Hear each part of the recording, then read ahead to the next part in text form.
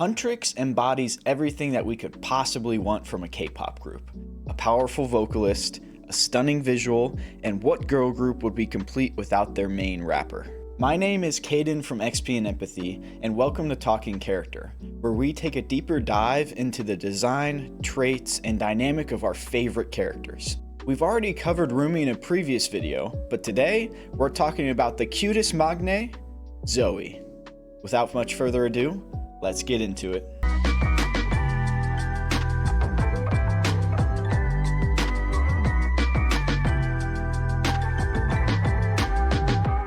Zoey is one of our main three heroines of Netflix's K-pop Demon Hunters. Along with her fellow hunters, she protects humanity from the likes of soul-stealing demons and their king, Guima.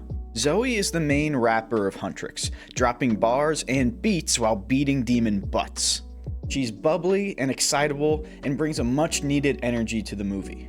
Although she's just as serious about her mission as the hunters, she's a bit more goofy and lighthearted than her friends.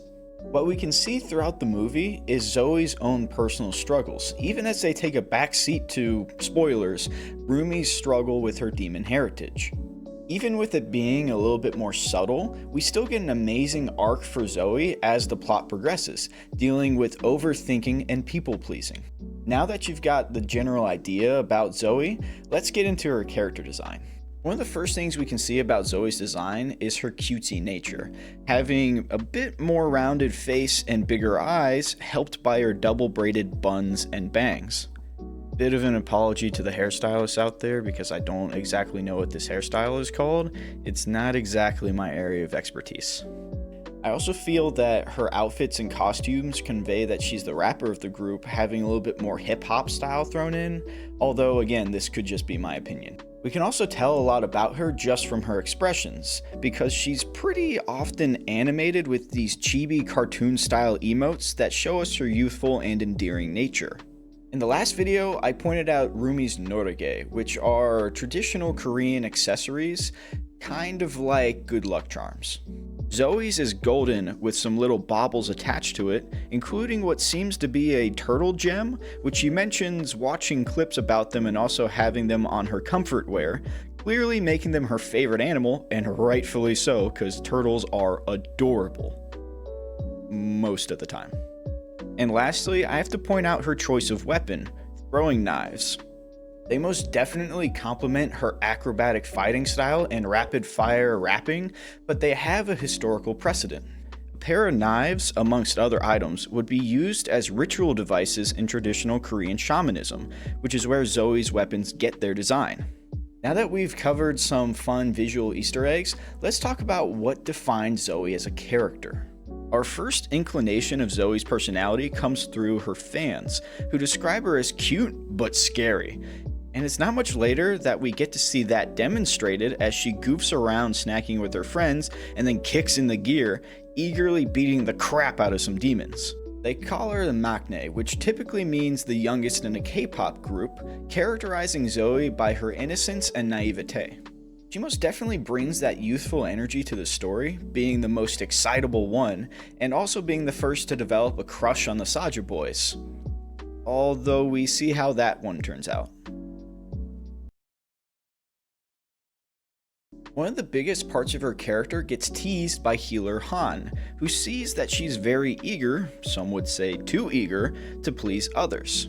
We see this throughout the movie, that she's very empathetic, that she wears her heart on her sleeve, and that she wants to be very helpful. Most obviously, she mediates between Rumi and Mira, playing peacemaker when they start to butt heads with each other. Narratively, she fills the role of the heart of the group. She empathizes with her friends' struggles and often tries to come up with solutions for every problem that comes up. Another aspect of Zoey that isn't necessarily stated in the movie is her being split between two worlds. See, Zoey is Korean American. They even play it up on her custom ramen cup with her in the Uncle Sam hat and the flavor hamburger, which admittedly is pretty American. But we know that she grew up in Burbank, California before moving to South Korea to join Huntrix. In the song Golden, she sings about feeling caught between those two worlds, not fully welcome in either until she found her place with Huntrix.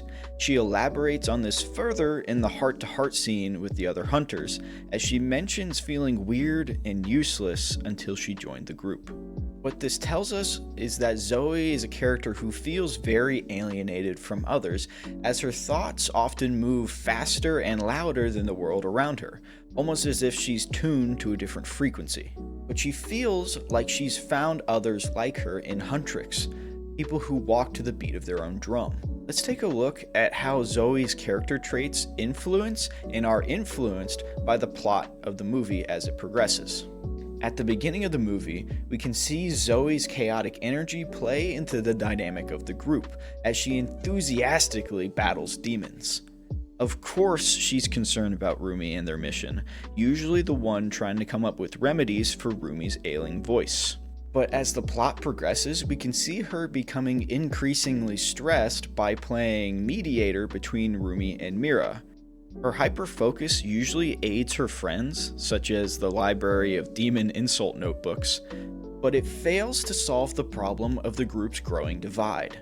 She doesn't hide her insecurity like Rumi and Mira do, saying it without saying it during the heart-to-heart scene, but she still struggles to accept her quirks.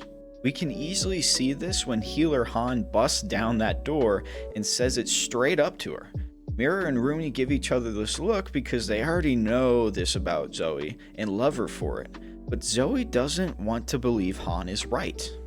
And when Rumi's patterns are revealed, Zoey is the most openly upset about Rumi's lies, but also the most reluctant to raise her weapons against her. Afterwards, we see her insecurity grip hold of her as Guima manipulates her by using her fear that all of her efforts are too much for others to handle and also fall short in the most important areas, leaving her feeling isolated. Only at the end of the movie does Zoey, with Rumi's help, accept her quirks as part of what makes her valuable and unique, not flaws. I love her solo lyric in what it sounds like. Why did I cover up the colors stuck inside my head?